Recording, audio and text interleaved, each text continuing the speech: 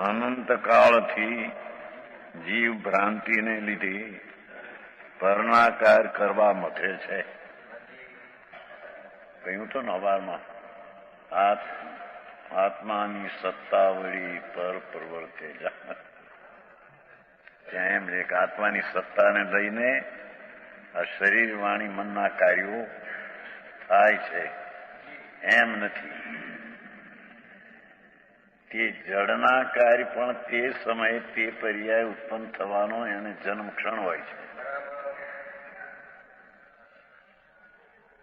તે પ્રકારે એને શરીરના હાલવું ચાલવું આદિ જે પર્યાય છે તેના ઉત્પત્તિનો ક્ષણે કાળે તે ઉત્પન્ન થાય છે. ખરેખર તો એ પર્યાયની બે પરમાણુને કાલલબ્ધિ છે. જન્મ ક્ષણ કહો, કાલલબ્ધિ કહો. ભગવાને જ્ઞાનમાં દીઠું છે કે આ સમય આ પર્યાયને થશે એ કહો, બધું એક જ છે.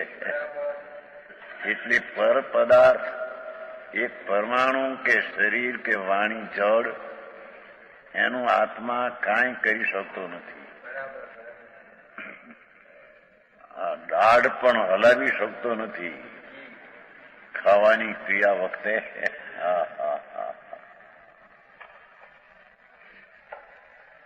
એ ક્રિયા એ પરમાણુની પર્યાય છે. કહ્યું ને તમે દાળ રોટલી વખતે રોટલી ટુકડા કરીને અહીંયા ટુકડા કરે છે એથી દાઢ હલે છે, એ આત્મા હલાવે છે એમ નથી.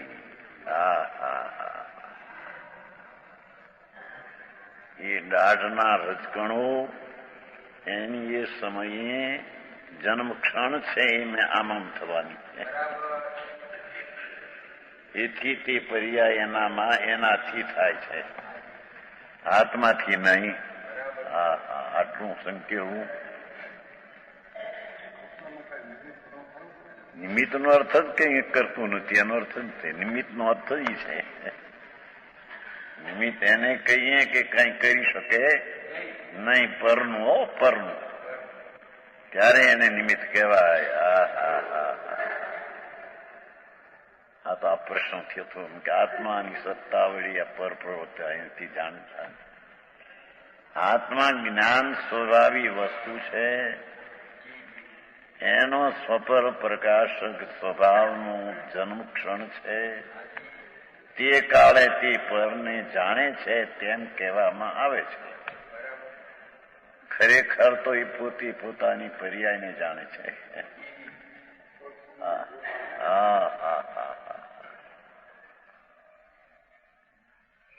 આમ સંકેલી લેવી દ્રષ્ટિને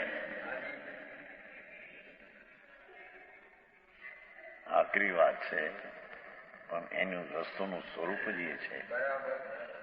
અનંતકાળથી જીવ ભ્રાંતિને લીધે પરના કાર્ય એટલે શરીરના, વાણીના,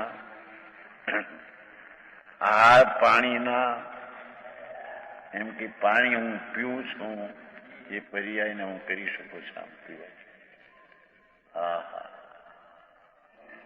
પણ પર પદાર્થના કાર્યથી બિલકુલ કરી શકતો નથી, જરીએ કરી શકતો નથી.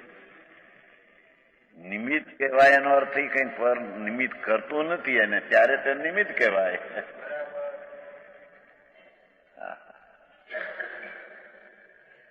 દરેક દ્રવ્ય આ સિદ્ધાંત, દરેક દ્રવ્ય કેમ કે 102 ગાથા પ્રવચન સારમાં કહ્યું કે 6 દ્રવ્ય જે જ્ઞેય છે તેની જે સમયે ક્ષણ ઉત્પન્ન થવાનો કાળ છે ત્યારે થાય. એ 6 દ્રવ્યની વાત છે. જ્ઞેય અધિકાર છે. એ જ્ઞેયમાં જીવ, પરમાણુ, ધર્માસ્ય, અધર્માસ્ય, આકાશ ને કાળ 6 દ્રવ્ય જ્ઞેય છે. તેને તે સમયે તે અવસ્થા થાય છે તે તેના ઉત્પત્તિના કાળથી થાય છે. નિમિત્તથી નહીં, પૂર્વની પર્યાયથી નહીં, દ્રવ્યગુણથી નહીં. આવી વાત વાંચવી છે.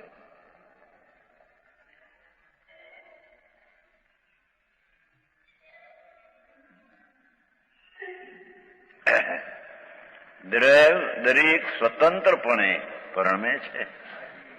તેની અવસ્થા પોતે પરની અપેક્ષા રાખ્યા વિના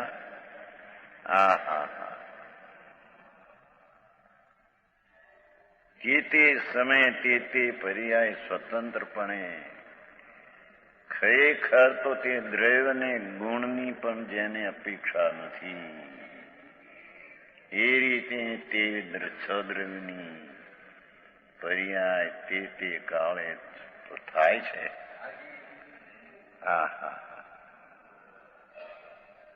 જીવના કરતા ક્રિયાકર્મ જીવમાં છે.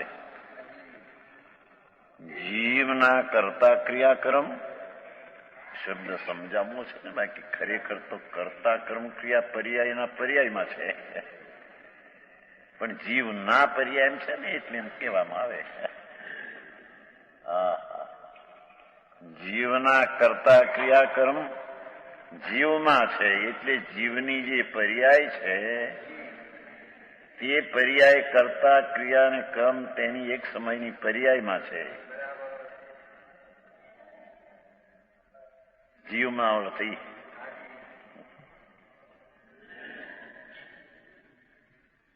જીવ દ્રવ્ય જે છે એની જે સમયે જે પર્યાય થાય છે તે પર્યાય કરતા કર્મ ક્રિયા ષટકાર રૂપે પરણમતી પર્યાય થાય છે.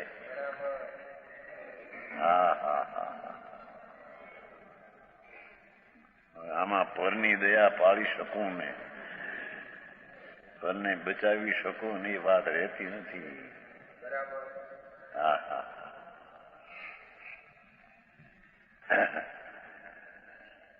જીવના એટલે જીવની પર્યાયના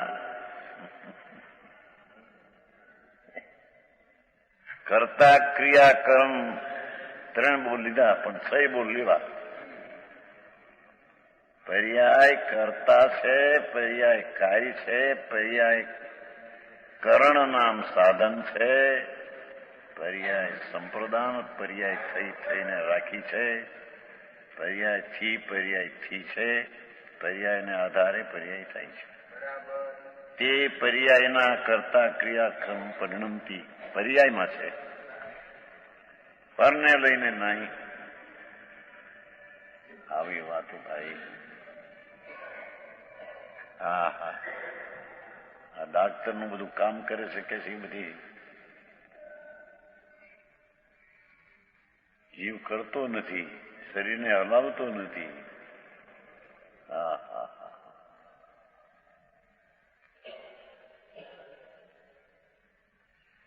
પૂદગળના પૂદગળમાં છે એટલે પરમાણુઓ જે અનંત છે તે જ્ઞેય છે તે તેની એક સમયની પર્યાયમાં તેમાં ષટકાર રૂપે પરિણમન પર્યાયના પર્યાયમાં છે. એ પૂદગળની પર્યાયના પર્યાયમાં છે. આવી વાત આકરી પડે જગતને. શું થાય? વસ્તુ સ્થિત્યા છે. પૂદગળના કરતા ક્રિયા કર્મ પૂદગળમાં છે. રંગ વર્ણ એટલે રંગ, વર્ણ ગંધ રસ સ્પર્શાદી રૂપે પૂદગળ પરમે છે. એ પૂદગળ પર્યાયપણે રંગપણે ગંધપણે રસપણે સ્પર્શપણે તેની પર્યાયમાં જે કાળી ધોળી રાતી આદિ પર્યાય થાય છે તે પર્યાય ખરેખર તો તેના ગુણને દ્રવ્યથી પણ નહીં, તે પર્યાય તેના કરતા કર્મ ષટકારથી પર્યાય થાય છે. આવું એકાંત માને લોકો લાગે એકાંત છે, બાપુ શું થાય? ભગવાન જ્ઞાયક સ્વરૂપ ભિન્ન છે. એની પર્યાય પણ પોતાની પોતાથી થાય છે. જાણવાની પર્યાય પરને જાણવાની પર્યાય એ પરને લઈને નહીં, પોતાના દ્રવગુણને લઈને નહીં.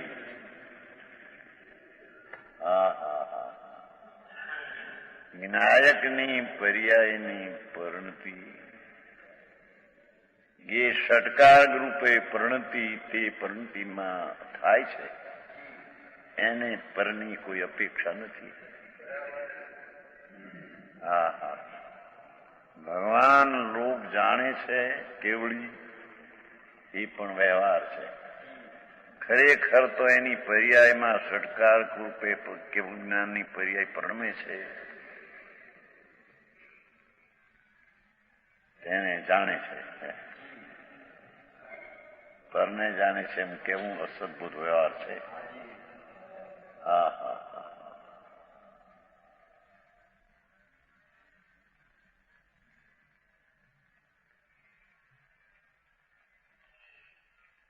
જીવ તેમને ફેરવી શકતો નથી.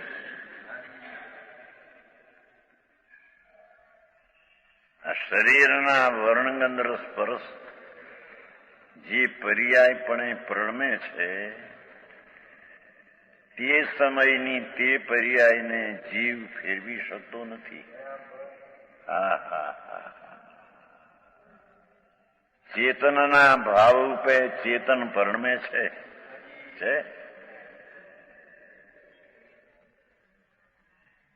જ્ઞાન સ્વરૂપી ભગવાન આત્મા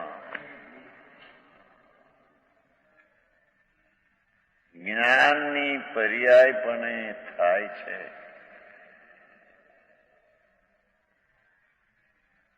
ચેતનના ભાવ રૂપે ચેતન પૂર્ણ ભાવ એટલી પર્યાય નથી. ભાવના ત્રિકાળી છે, એ તો શક્તિ છે. દ્રવ્યને ભાવ કહેવાય છે, ગુણને ભાવ કહેવાય છે, પર્યાયને પણ ભાવ કહેવાય છે. હા, ચેતનના ભાવ રૂપે એટલે કે તેની વર્તમાન પર્યાય અવસ્થા રૂપે ચેતન પર્યાય પોતે પ્રણમે છે. હા હા હા, જળ પદાર્થો તેમાં કાંઈ કરી શકતા નથી. ભગવાન આત્મા વિનાયક સ્વભાવ ભાવ તેની વર્તમાન પર્યાય સ્વપર પ્રકાશકપણે પર્યાય પ્રણમે છે, તે પોતાના ષટકારથી પ્રણમે છે. તેમાં બીજા તત્વો કાંઈ કરી શકતા નથી. હા હા હા,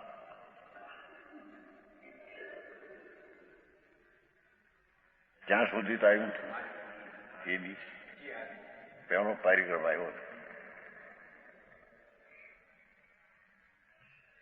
ચોથ માક્ષર ચોથ 5મી ઉઠ્યા નહીં, ચોથ ના 12 થઈ અહીં સુધી આવ્યું. તું જ્ઞાયક સ્વભાવી છે. હા હા હા, તું તો જાણક સ્વભાવી જાણક સ્વભાવી જાણક સ્વભાવી છે. હા, જ્ઞાયક સ્વભાવી છે. પૂદગલિક શરીર વાણી મનથી તો તું જુદો છે. એ તો જડ છે, માટે એનાથી તો જુદો છે એમ કે છે. પછી પરિણામની વાત પછી દેશે. શરીરથી તો વાણીથી મનથી જુદો છે, પણ કેમ કહ્યું કે બીજો ગુણ લેવો જ માટે શુભાશુભ ભાવો પણ તારો સ્વભાવ નથી. હિંસા જૂઠું ચોરી વિષય વાસના કામ ક્રોધના ભાવ થવા એ પણ કાંઈ તારો સ્વભાવ ત્રિકાળી વસ્તુ નથી. હા હા, તેમ દયા દાન વ્રત ભક્તિ તપનો વિકલ્પ છે, એ કંઈ તારો સ્વભાવ નથી. હા હા,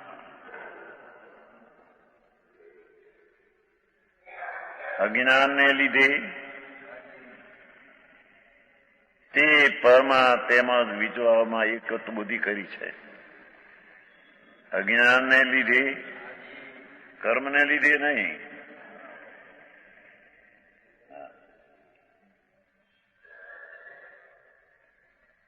સ્વભાવ નાયક છે. જાણનાર પરમ બ્રહ્મ ભગવાન છે. તેના અજ્ઞાનને લીધે, તેના જાણપણાના અભાવને લીધે તે પરમાં, પર એટલે શરીર વાણી મન આદિ પરમાં, તેમજ વિભાવમાં એટલે શુભાશુભ બે બોલાવ્યા ને ઉપર, પરમાં અને શુભાશુભ ભાવમાં એમ.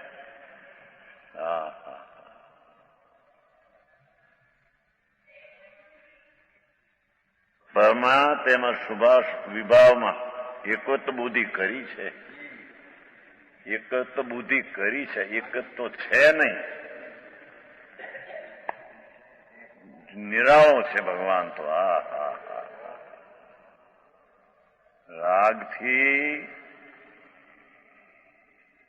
તો નિરાળો છે, પરથી તો નિરાળો છે. રાગના વિકલ્પથી પણ નિરાળો છે. એકત્વ કદી થયો છે નહીં, પણ એકત્વ પણ એને માન્યું છે. એ માન્યું છે તે સ્વરૂપમાં નથી.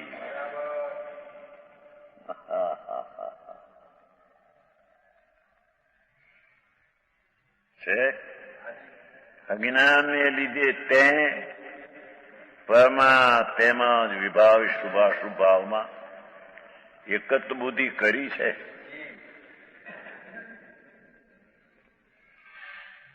તે એકત્વ બુદ્ધિ છોડી એકત્વ તે કરી છે. બુદ્ધિ એકત્વ છે નહીં.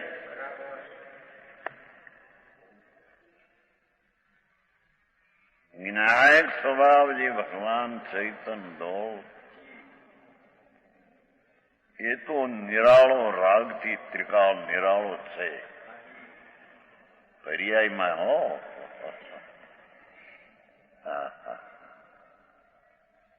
પણ એને માન્યું છે કે આ રાગ એની દ્રષ્ટિ અંતરનો અજ્ઞાન સ્વરૂપ છે, તેનું જ્ઞાન નથી. એને લઈને રાગ શું ત્યાં અસ્તિત્વ માન્યું છે. એથી તેણે ત્યાં એકત્વ બુદ્ધિ કરી છે. જ્ઞાયક સ્વરૂપ છું પૂર્ણાનંદ જ્ઞાન રસકુંડ, જાણક સ્વભાવનો સૂર્ય,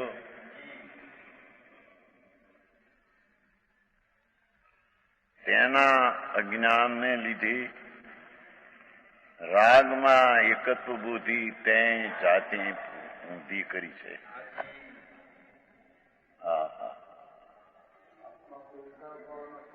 હે નથી કોને કીધું કે પર્યાય કરે છે એમ કીધું? પર્યાયમાં જ કરે છે એમ કીધું. વસ્તુમાં નથી. વસ્તુ તો નિરાળી છે, પણ પર્યાયમાં એકત્વ બુદ્ધિ કરે છે. પણ એ એકત્વ બુદ્ધિ કરે છે એવો જે મિથ્યાત ભાવ એ પણ વસ્તુમાં નથી.